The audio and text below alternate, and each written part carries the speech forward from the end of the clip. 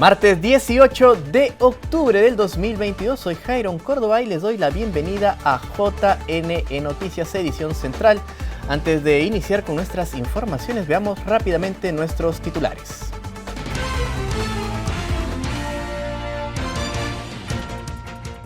Jurado Nacional de Elecciones recuerda cómo solicitar la justificación y dispensa electoral.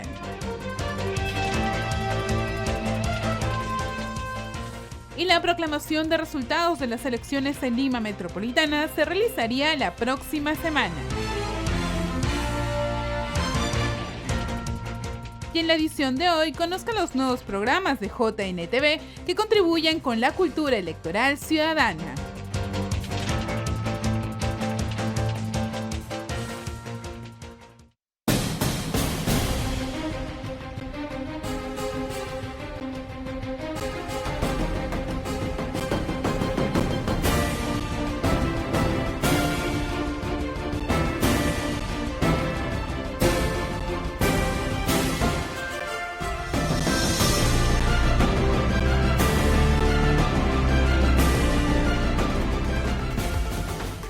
Iniciamos con el desarrollo de nuestra información. En la siguiente nota sepa cómo solicitar una justificación y dispensa electoral.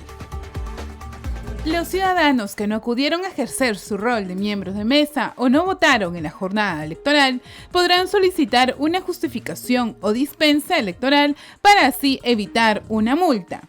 La justificación de una multa electoral es el trámite por el cual el ciudadano elegido como miembro titular o suplente de una mesa justifica su inasistencia a la instalación. La dispensa, por otro lado, de una multa electoral es el trámite por el cual el ciudadano libera su omisión al sufragio por causa justificada. Es decir, el caso de la dispensa está vinculada cuando el elector no votó y en el caso de la justificación cuando el miembro de mesa no ejerció su rol. Pero, ¿dónde pueden realizar el trámite de dispensa y o justificación? El trámite se realiza virtualmente a través del sistema de dispensa virtual del Jurado Nacional de Elecciones, ingresando a la página www.jne.gov.p, ubican la casilla y podrán acceder ingresando los datos de su DNI. Seguidamente, el ciudadano deberá adjuntar el recibo de pago de 25 soles con 90 en Págalo.p o agencia del Banco de la Nación. La copia de su DNI o DNI electrónico, ello solo para la causal de pérdida o robo de DNI, copias simples de los documentos que sustenten la causa invocada. El ciudadano debe declarar al detalle las razones por las cuales no se instaló o sufragó con la documentación que sustente estas causales. Cabe destacar que el Jurado Nacional de Elecciones, de igual forma, pone a disposición de la ciudadanía su call center 311 17 17 para que realice sus consultas. Oscar Liendo, secretario del Jurado Electoral Especial de Lima Centro, informó que la proclamación de resultados de las elecciones en Lima Metropolitana se realizaría la próxima semana. Ya estamos en la etapa final. Ya fueron resueltas las 48 actas electorales observadas, que correspondiente al Jurado Electoral Especial de Lima Centro. La totalidad de actas, las 661 que estaban distribuidas en los 12 jurados, y ya fueron resueltas el día de ayer, entonces previamente. Las últimas quedarían consentidas el día de Jurado de Lima Este, el día miércoles, a más tardar miércoles o jueves, según la última. Son 3 días hábiles para poder presentar algún recurso de apelación. Los resultados oficiales ya están, calculo que a más tardar en la tarde deben estar los resultados oficiales en la página de la OMPE, pero ya la entrega de credenciales es cuestión del trámite que corresponde, así que solamente indicar a los candidatos que solamente esperen, son plazos de ley que son obligatorios que tienen que esperar, ¿no? Hay un cambio para este proceso electoral, que regresamos casi al año 2000, como se decía antes, 2010-14, que igual que los gobernadores regionales, antes en un solo acto los gobernadores regionales eran reunidos, era centralizado acá en Lima y eran entregadas por el presidente del Jurado Nacional de Elecciones. Ahora los gobernadores regionales van a ser proclamados y las credenciales van a ser emitidas por el jurado que está en capital de departamento. Igual acá en Lima, el Jurado Electoral Especial de Lima Centro va a ser el que va a entregar las credenciales al alcalde electo de Lima Metropolitana.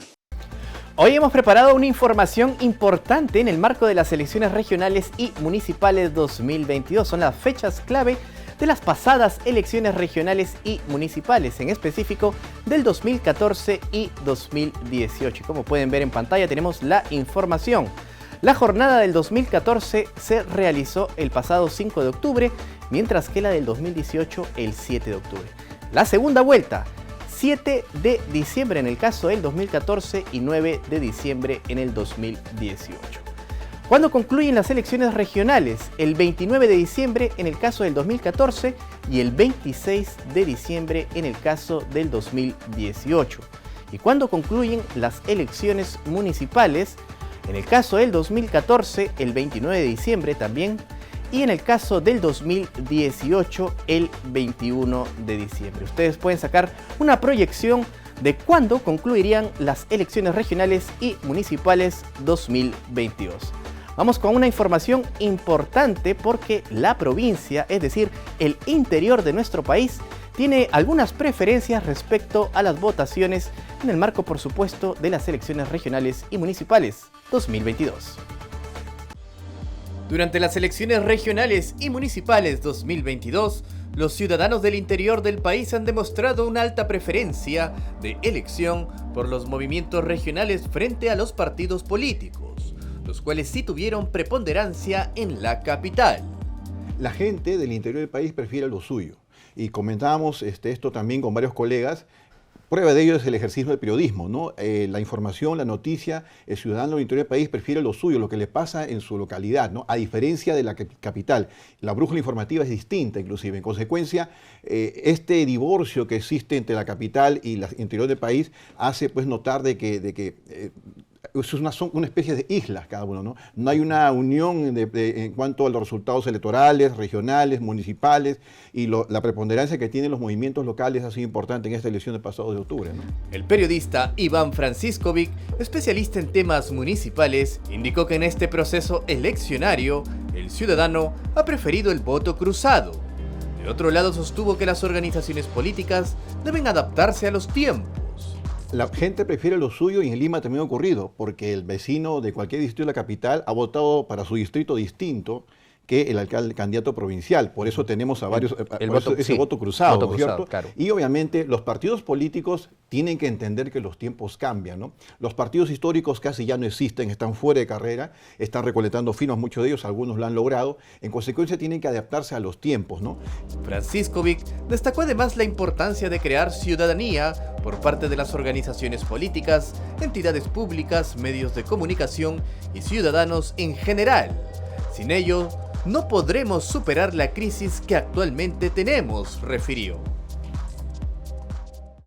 Y 3 nuevos programas de JNE-TV contribuyen con la cultura electoral ciudadana. JNE-TV, el canal institucional del Jurado Nacional de Elecciones, contribuye a la formación cívica y electoral de los ciudadanos del país a través de novedosos programas que produce con motivo del proceso electoral que está en marcha. Uno de ellos es Rumbo a las elecciones regionales y municipales 2022, cuyo objetivo es absolver las dudas que los ciudadanos tienen sobre los plazos, procedimientos y otros aspectos del proceso electoral. Se difunde todos los lunes a las 9 de la mañana y cuenta con 4 segmentos: encuesta ciudadana, ABC electoral, participación de especialistas y la palabra clave para explicar términos nuevos o desconocidos para el televidente. JNE-TV también difunde el programa Todas Nuestras Voces, el cual expone mediante el formato de reportaje documental las experiencias y perfiles de las poblaciones históricamente relegadas. Se difunde los martes a las 9 de la mañana. En lo que va de su programación se han tratado diversos temas, tales como la discriminación que sufren las personas de la comunidad LGBTI, las dificultades que atraviesan los inmigrantes y los discursos de xenofobia, así como la situación que viven las personas con discapacidad en una sociedad que no toma en cuenta sus necesidades. Otro programa que se está produciendo como parte del proceso de relanzamiento del canal institucional es Guía Electoral, el cual de manera dinámica, clara y ágil resalta la labor del JNE en cada proceso comicial. Se busca acercar a la ciudadanía a la institución de tal manera que se pueda conocer el arduo trabajo que demanda cada elección. Se difunde todos los miércoles a las 9 de la mañana. Todos estos contenidos pueden ser apreciados a través de la señal del JNETV 516 de Movistar, las plataformas de las redes sociales de la institución, así como del canal digital de la Agencia de Noticias Andina. En el interior del país también pueden ser vistos mediante los 22 canales aliados del Jurado Nacional de Elecciones.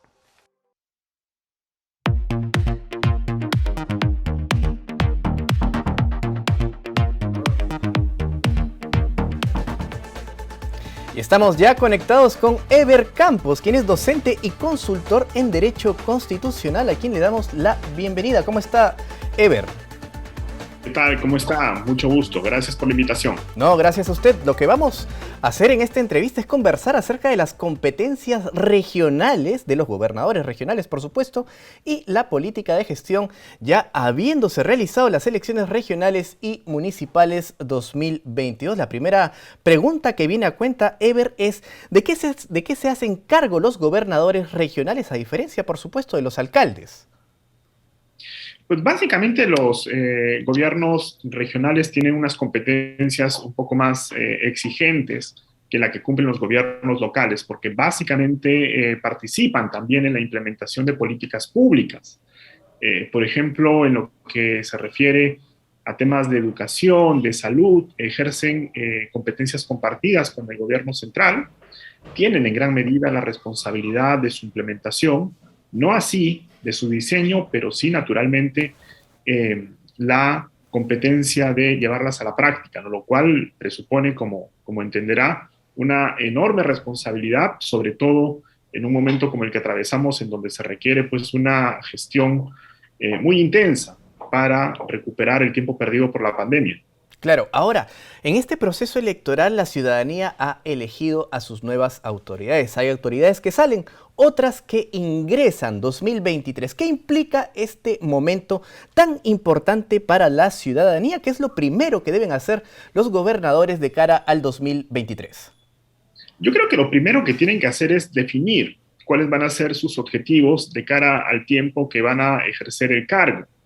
La responsabilidad de una autoridad regional, insisto, es una responsabilidad un tanto más exigente, más álgida que la que cumplen las autoridades locales.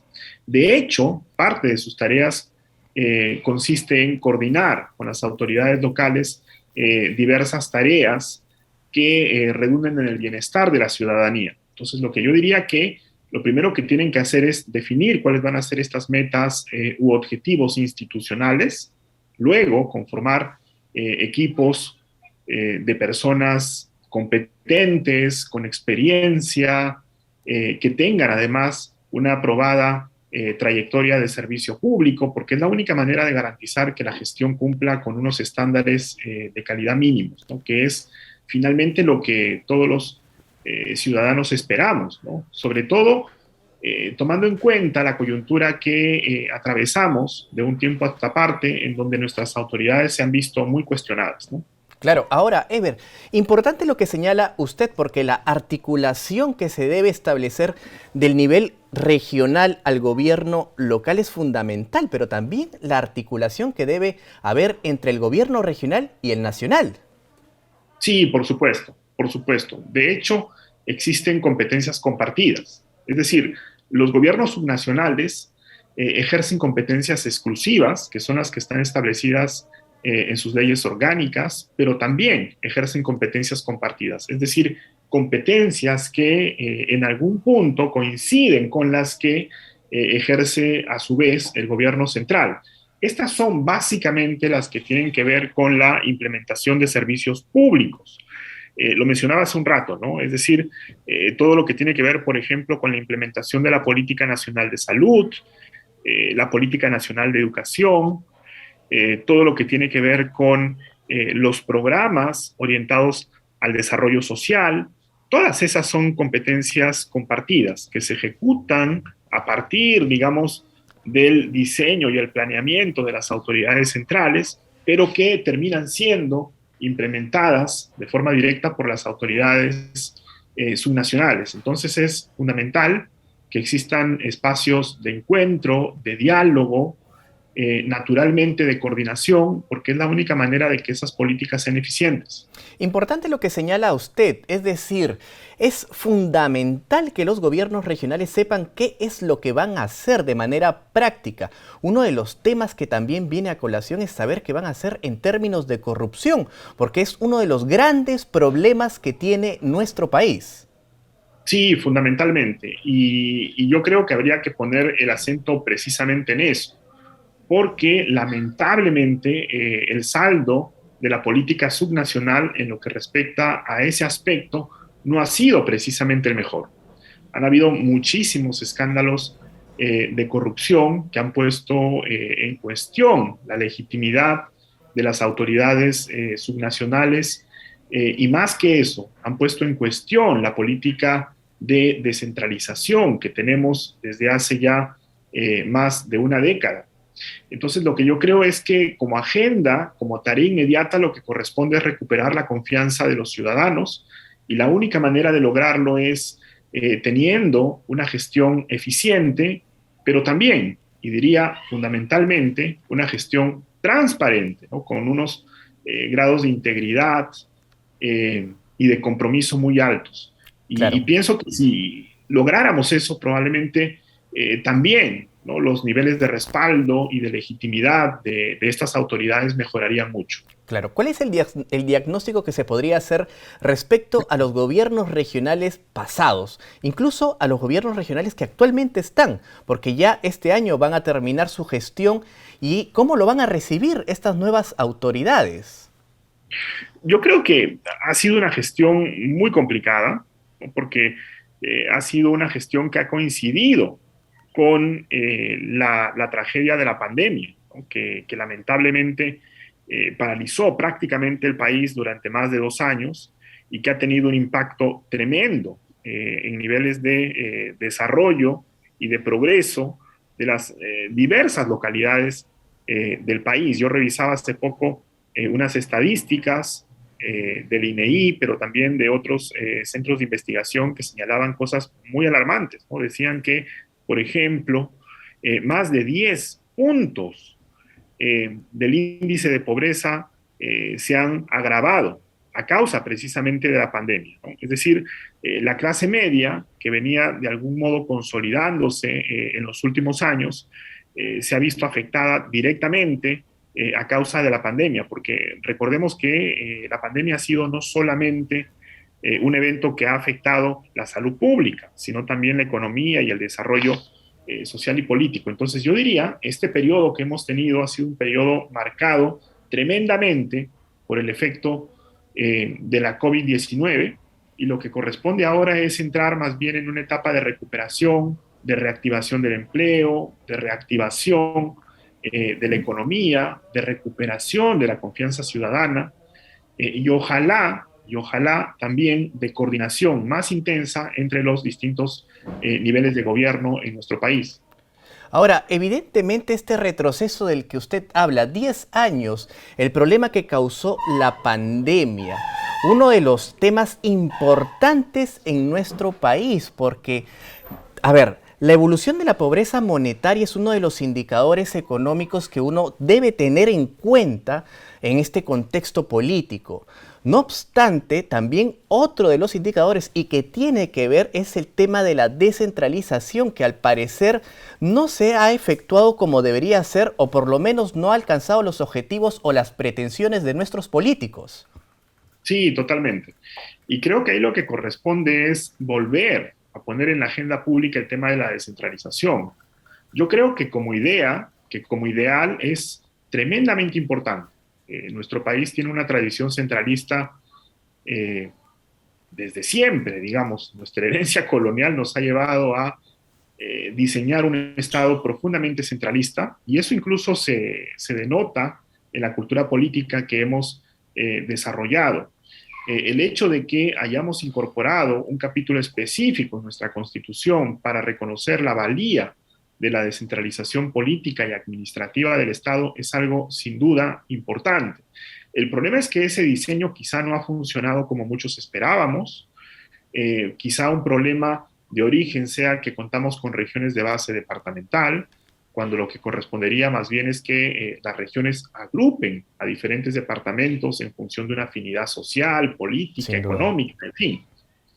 Pero también lo que ha fallado es el diseño de las instituciones políticas y electorales. A mí me parece, por ejemplo, que no hemos resuelto esta disonancia entre los movimientos regionales y los partidos políticos, ¿no? Si uno ve, por ejemplo, los resultados electorales, se va a encontrar que en las elecciones subnacionales, es decir, las elecciones municipales y regionales, la inmensa mayoría de las localidades en donde ha habido un resultado electoral ha sido consecuencia del triunfo de movimientos regionales, ¿no?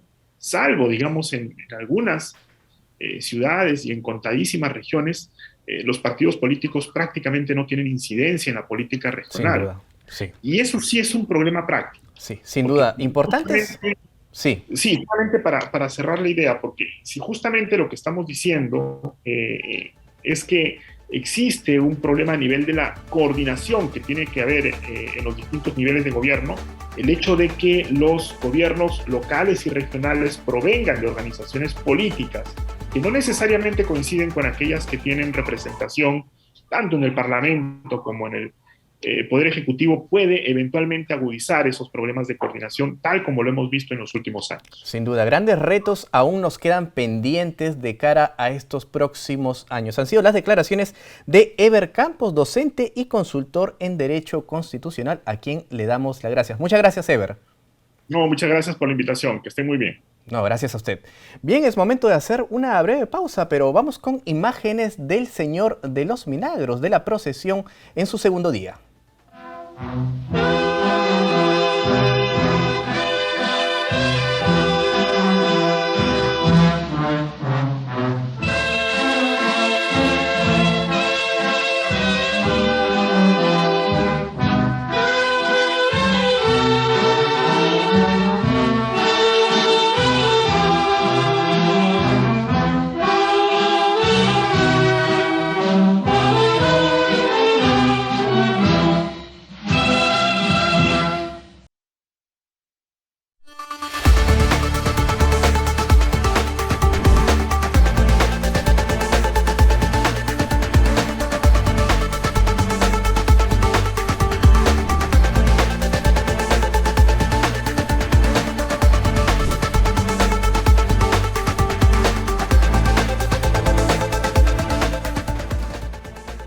Preste mucha atención a la siguiente información porque la Comisión de Constitución del Congreso de la República revisó un proyecto de ley que propone incluir principios generales para la mejora del sistema electoral peruano. Veamos los detalles.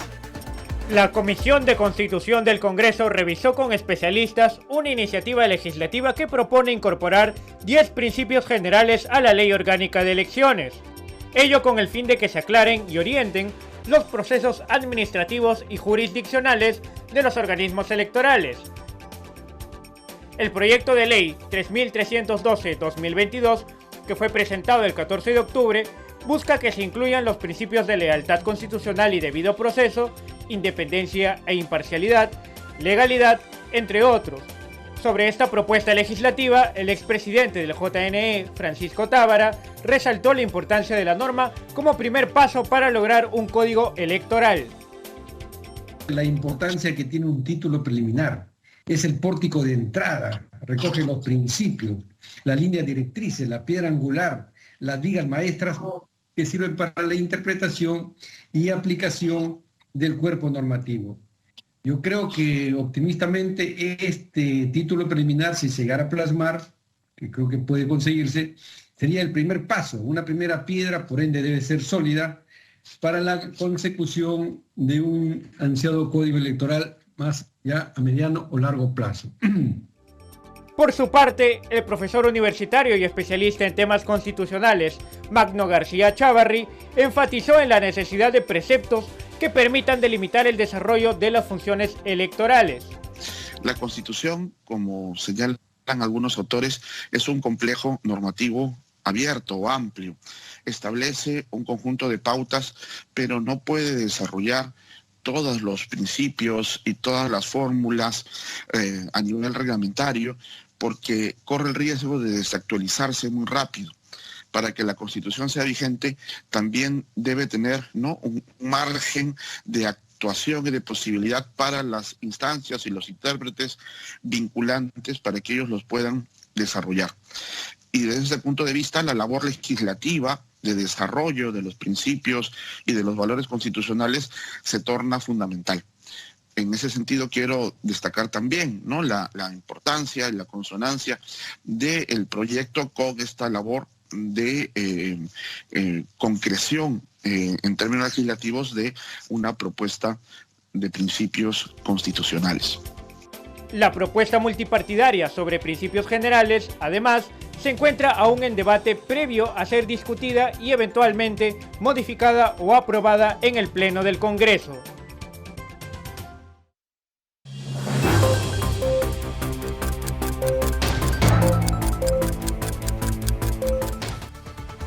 Y tenemos información importante que compartir con ustedes desde el fact-checking del Jurado Nacional de Elecciones. Señala, es falso que el Jurado Nacional de Elecciones envíe mensajes de texto para recordarle a la ciudadanía respecto a multas electorales pendientes de pago.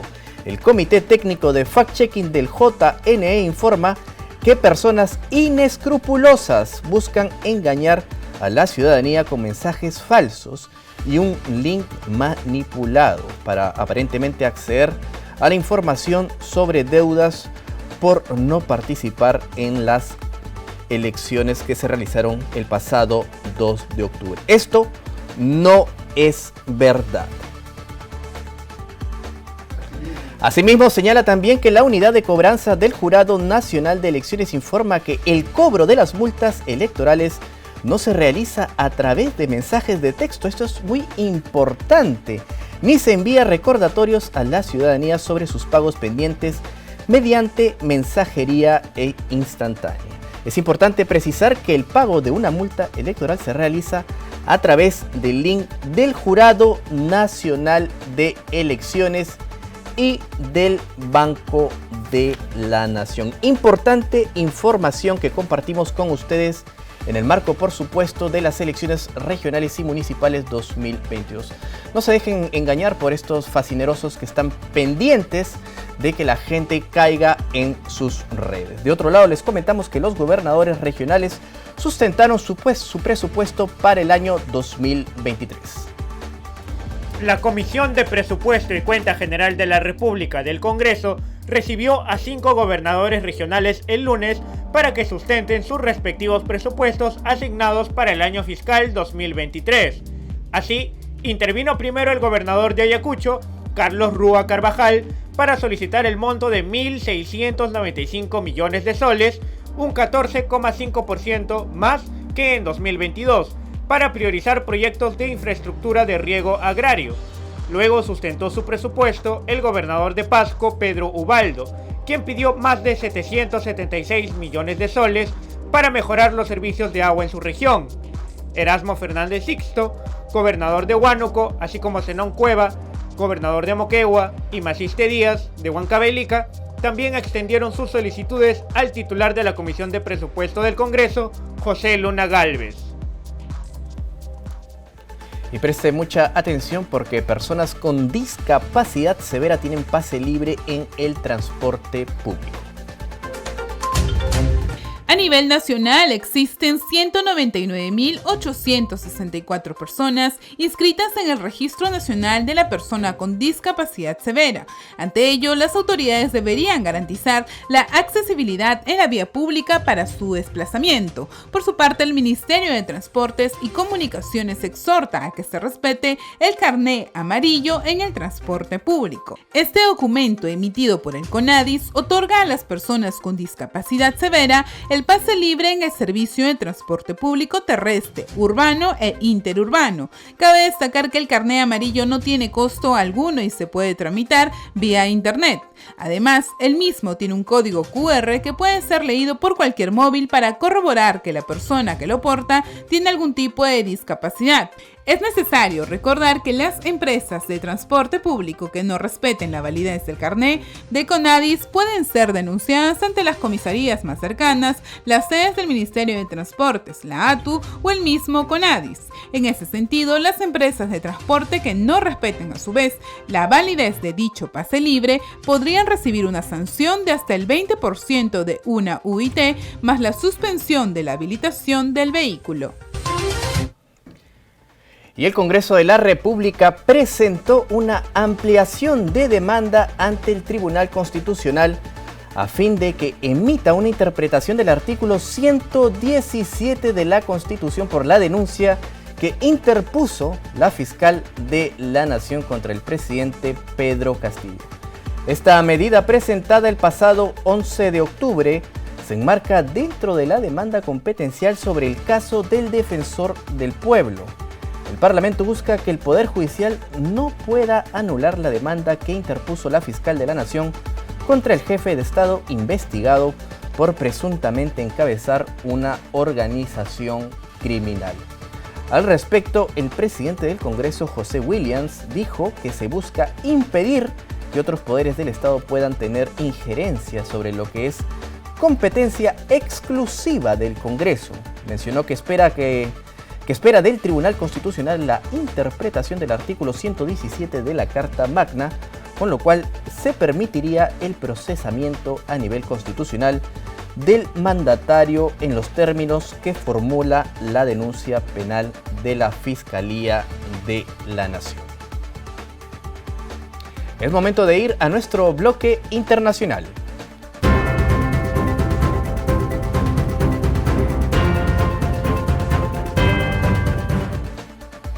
Atención a esta información porque Chile reconoció a persona no binaria en documento de identidad. El Registro Civil de Chile entregó el viernes, en un hito histórico, el primer documento de identidad para Shane Cienfuegos, una persona no binaria. En la cédula figura así la letra X en la casilla donde va el sexo, pues la orientación sexual del ciudadano o ciudadana no se corresponde con el de hombre ni el de mujer. Tras la decisión, Cienfuegos, que es activista, sostuvo que se trataba de una victoria colectiva y que aún falta mejorar el sistema para que el reconocimiento sea a través de un cambio administrativo y no de una manera judicial. Las autoridades chilenas accedieron a entregar esta cédula con el reconocimiento a Cienfuegos como no binario tras un fallo que dio a su favor la Corte de Apelaciones en el país sureño. Es el primer caso en Chile con un documento de identidad no binario y el tercero en América Latina.